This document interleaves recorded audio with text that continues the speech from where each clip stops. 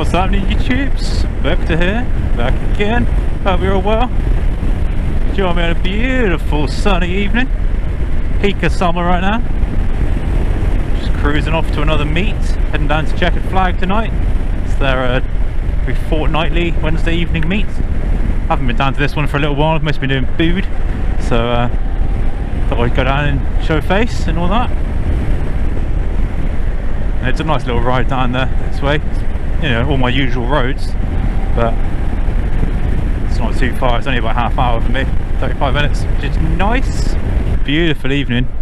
It's getting hotter again later in the week. It's been hotter start of the week, but then we've had some sort of weird stormy overcastness come through, which is really weird. Like no thunder or anything, or actual rain, but we had a proper like pea soupy fog the other night. So it's been a weird week for midsummer, but it's nice. As nice as it is, we are cracking on of the year quite a bit, aren't we? Like we're almost at the halfway point now. It's start of July at the time of filming. Really, the year's moving on. We've passed the midsummer solstice. That was the end of June. So at this point, we are in the sort of, I don't know, be polite, myself included, but we are in the start of the decline, back down towards winter. With yeah, the night's drawing in and the evening's getting shorter, the weather getting worse. Careful now. It's yeah, it's a weird one where it's like the middle of summer and it's peak summer, so you want to be able to like get hyped and enjoy it, but at the same time it's kind of, you can just feel it feels like you're going back downhill instead of uphill, you know. But it's all right. We've got the rest of the summer to enjoy, though. Of course, being July, we are now going into peak, you know, idiot season. So there'll be the roads will be awash with tourists, and the beaches will be rammed, the car parks are rammed. So it does get a little bit hectic down here in summer. It's not a great deal we can do about that in Cornwall, unfortunately. I'm not a fan of this sort of Spanish approach of like throwing shit at tourists. I don't think that's the way to I think that's the way to deal with the problem. I think because you know, you can act like adults and go through proper channels and push for legislative changes and enunciation classes, apparently. Yeah, you push for, you know, reforms to Cornish housing and second homes and tourism levels and tourism taxes and stuff like that before we start resorting to like throwing tomatoes at people trying to sit on the beach, you know what I mean? This is a little bit drastic, but I do get it, you know. I do get it. It's a tough place to live year round, Cornwall, at times, and it's an extremely expensive place to live, and employment is not great. We do suffer as a result of our tourism, and of course you know, we get money from it as well, but it's a smaller percentage of Cornwall's GDP than people perhaps realise. I think it's only 13%, something like that, which is still a big chunk, don't be wrong, but it's like, there you go. But is that worth the damage to year-round economies, off-season economies, permanent figures, communities, you know, community numbers, school attendances, resources within the county? Like, would we gain back if we lost some of that tourism? Not all, but if we lost some of that tourism and then gained back a percentage more permanent residents, putting money into the economy all year round instead of just for like 2-3 weeks or months, will that be better or worse? That's a sort of postcard, which is kind of the problem, I suppose you could say. Food for thought. In the meantime though, it's sunny, so I can't complain too much. It's warm. Going down to Chequered Flag today. I might do Project 83 tomorrow, see if I can be bothered. It's like if I go to Project 83 via a nice way rather than just going A30 the whole way, it's about an hour 20 each way. So it's like, it's not crazy far, but it's far enough that I frequently can't be asked. This is like, you know, 30-35 minutes each way off nice little back roads, and then when that becomes like a 3-hour round trip, half of which is in, you know, potentially in the dark, depending how late I leave. Yeah, it's not what I do every week, put it that way. But it is a nice one. It's still probably my favourite meet, just for vibes alone. I went down there the other week. Me and the boys, we all went up, down, and met down. We all went up, down, and met down. Yeah, I'm not going to correct that. We all went down there, and we've got quite a little group of us now. Like, we're slowly accumulating people. So like, we started from like me and knowing one guy, which was Cornish biker, the Himmy lender, and then from him he's introduced us to a mutual friend who's got the Sportster, and then there's another, he's introduced to another mutual friend who's his ex's partner, and then like the ex might come out as well because they ride like once a year, and then there's someone else. Oh, then it's the first friend's brother's got a bike as well, and then there's like, so we're quite quickly going to end up, and he's got another couple of mates, so we're going to quite quickly end up with like 8 of us in this group chat if we keep on it the way we're going, which is it's quite fun, to be fair. Oh, we've got a decent range of bikes. It is mostly Sportsters right now, but which I get a fair amount of peer pressure to join in on, but there are others. One of the friends, the partner's ex, or the ex's partner I should say, they've got a little Ninja 500, which is quite nice. It's new, it's crying out for an exhaust, as most brand new bikes are. So we're sort of in the process of bullying them into getting some unbranded eBay slip-on, which will sound disgusting, but it will be meaty. Well, it's a nice little bike beyond that. So yeah, it's a good little posse. We went down to the Project 83 the other day.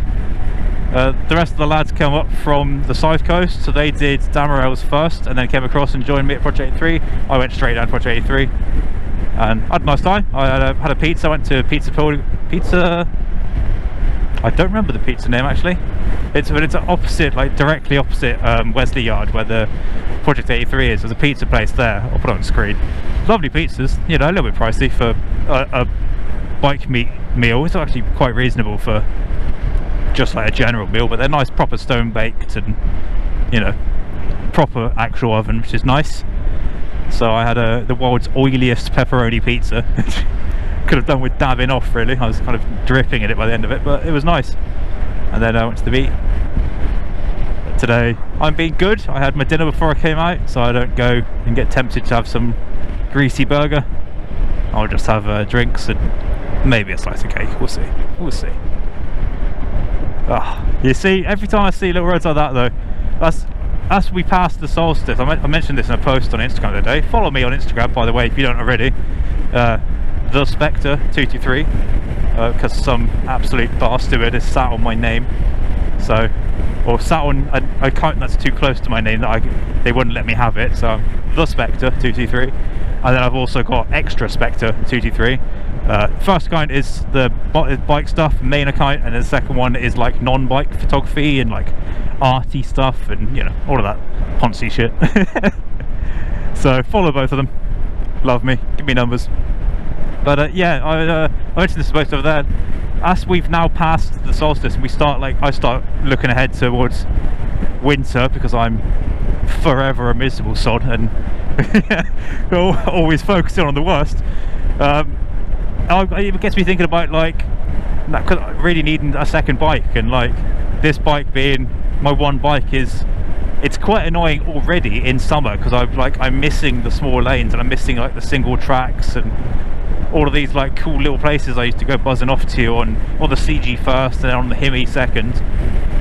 And like I said, I do still have the CG, it's off the road, but it's like I've not wanted to get the CG back on the road. It's not worth putting the money into right now, because it needs a few bits and pieces to get to the MOT, but also like the usability of the CG, it's great for right around where I live, like the lanes around literally like around my postcode, but the second you want to go any further, it's really out of options. It becomes quite inconvenient, even going up to Dartmoor or something like that. Like I had to, when I went up there for biker pics to get snaps on it, I had to really plan this like winding back road to try and stay away from even roads like this, like where I'm just cruising along doing like 50, 60 along here before traffic.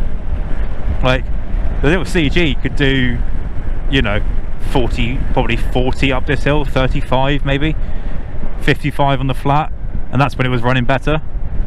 And it's just not quick enough. And yes, I probably would get a bit more performance if I did some of the servicing it needs, things like valves, things like, you know, tappets and whatever else it needs, top endy stuff. So I probably would get like a little bit of extra performance out of it, but I don't it's still going to be a 8 horsepower CG. Cheers, boy.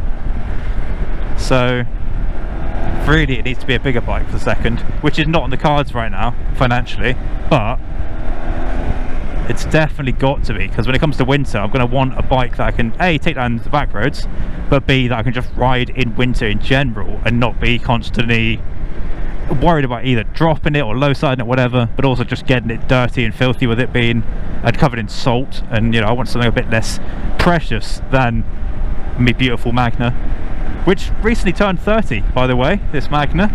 I was going to do a whole like birthday post celebrating it, and then I misremembered the first registration date. I thought it was July and it was June, so I ended up missing it. So yeah, it's just turned the 1995 bike, so it's just turned 30 years old. This bike is running perfectly right now. It needs a tyre quite badly, which is really annoying, because it's only like the tyre that he's doing is barely a year old.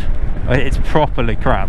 Not going with that brand again. Maxxis. It's a Maxxis classic something. It's good tyre, you know, grip's fine, looks cool, lovely tread pattern, but it's lasted like 3,000 miles and it needs doing, and that's just crap.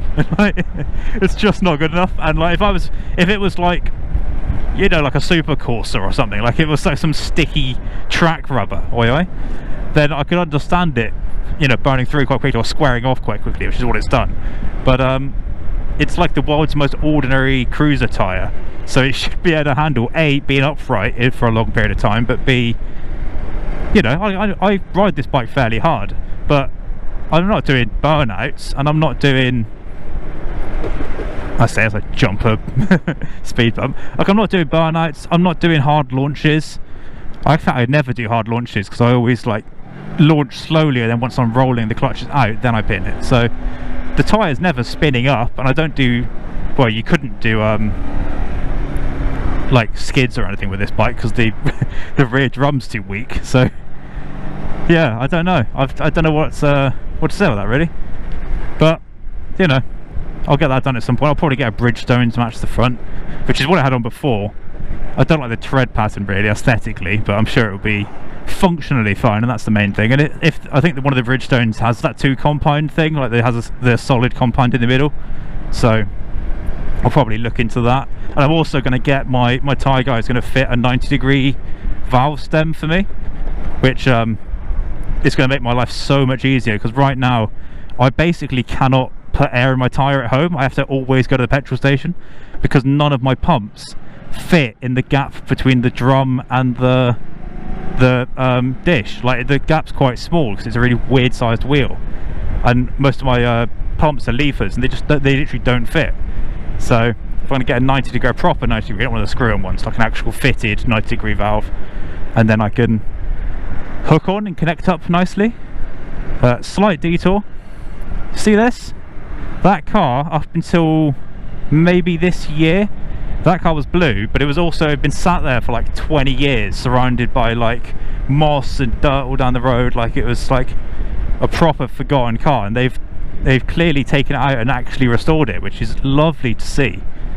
So it's one less that I need to worry about when I win the lottery and go around with my little car rescue. But yeah, it's proof that these cars that sort of are seemingly forgotten can be brought back, because it was just sat there uncovered all this time on the road in the open. Bear in mind, that's a Triumph, so it's you know, British made cars tend not to do great when it comes to rust, and the fact that it survived to be, you know, financially viable to repair is really impressive, which is nice. So yeah, good times now. What was I saying? Oh yeah, so tyres, I'm going to get a 90-degree valve so I can actually fill the keep the thing topped up properly at home, and not be spending like £1.50 or whatever it is at the petrol pump these days. Yeah, the bike's doing good other than that, so it's living its 30 years pretty well, and hopefully it'll be around for a lot more years. But yeah, I want a second bike with it, and I really need to get my fucking act together, because like I say, I'm missing the lanes a lot, so I need to like get back into a financial situation to be able to buy a second bike before the summer's over, really, because I don't want to miss out on all the summer lanes either, you know, which is actually when they're easier to explore, because they get so slushy in the winter. Like you can, you know, depending on what the bike is, you can still do them in winter, but yeah, the joys of a one bike life, it's a little bit of a struggle sometimes. And actually, you know, I have considered getting a second bike and then making that my only bike on the road, like taking the Magna off and you know, just running the one, because if I need to only have one bike, it would make more sense for it to be a more practical, cheaper, rugged bike that I could do everything on, rather than just this for fun tarmac roads, you know.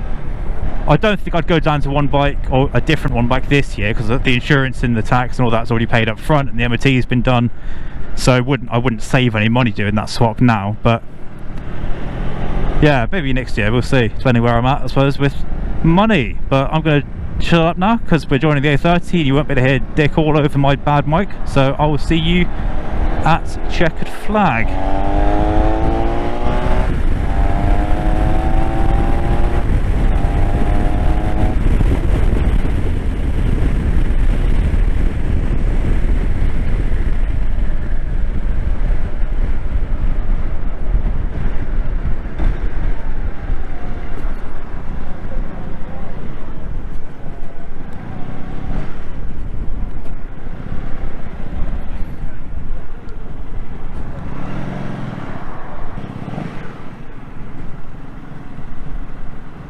Nice.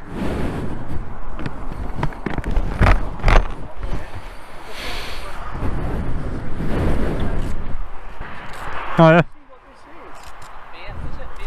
Sorry? What is this? Honda Magna.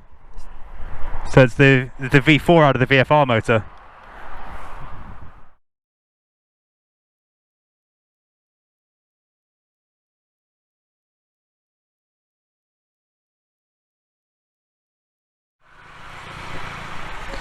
Well, that was a nice little meet for more or less the last one, right? Last few. Yeah, got chatting to a lot of people there, and that was good fun. So I'm going to make tracks now.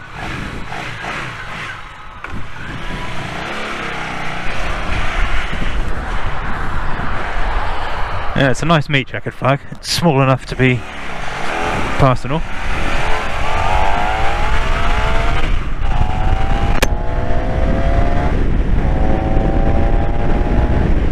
Apologies, engine.